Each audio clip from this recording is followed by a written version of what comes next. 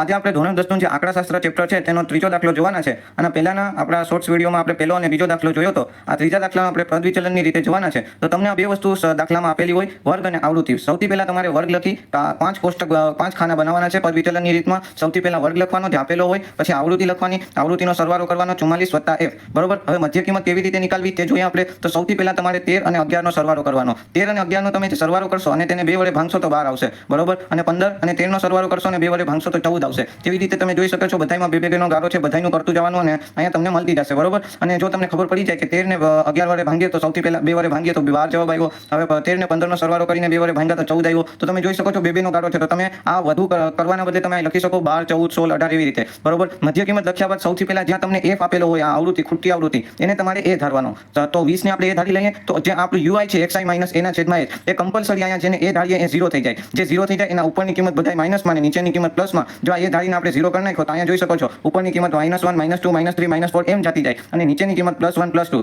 બરોબર. આટલું કર્યા બાદ તમારે હવે fi ui નીકાળવાનું છે. તો fi ui નીકાળવા માટે સૌથી પહેલા જો દેખાય છે fi ui, તો તમારે આ છે આપણું fi ને આ છે આપણું ui. આ બેયનો તમારે ગુણાકાર કરવાનો છે. આ બેયનો ગુણાકાર. એક યાદ રાખો કે આ બેયનો ભૂલથી ગુણાકાર ના થઈ જાય, કે આ બેયનો ના થઈ જાય, આ બેયનો કરવાનો છે પદ વિચલનની રીતમાં. બરોબર. આ ગુણાકાર કરતા આવી કિંમતો મળશે. હવે આ બધી કિંમતો માઇનસમાં છે ને આ બધી કિંમતો પ્લસમાં છે. તો અહીંયા જોઈ શકો છો આ બધીનો સરવાળો આવ્યો -77 અને આનો સરવાળો થયો +13. બરોબર. તો આ કુલ આવે -64, કારણ કે મોટી રકમ માઇનસમાં છે. હવે તમે જોઈ શકો છો દાખલામાં તમને મધ્યક 18 આપેલો હશે, એ આપણે 20 ધારેલા હતા. બરોબર. સિગ્મા fi આ રહ્યો આપણો 44 + f, સિગ્મા fi ui આ રહ્યો તમારો -64 અને આ h તમારે છે ને 13 માંથી 11 બાદ કરવાના, 15 માંથી 13 બાદ કરો 2, એટલે કે આની જે છે વર્ગ લંબાઈ એ 2 છે. બરોબર. તમારે ગમે એમાં વર્ગ લંબાઈ કાઢવી હોય તો મોટી કિંમતમાંથી વર્ગ આપેલો છે, એમાં મોટીમાંથી નાની બાદ કરો, ગમે એ વર્ગમાંથી બધાયમાં એક જ જવાબ આવશે. હવે અહીંયા આગળ વધીએ તો આપણું સૂત્ર છે x = a + sigma fi ui * h. બરોબર. x = 18 છે, a 20 છે, fi ui તમારો 64 છે, સિગ્મા fi 44 + f છે ને h 2 છે. તો સૌથી પહેલા હું 20 ને આ બાજુ જવા દઉં માઇનસમાં, તો 18 - 20 થઈ જાય = -64. બરોબર. ગુણ્યા 2 ને છેદમાં 44 + f તો હતા જ.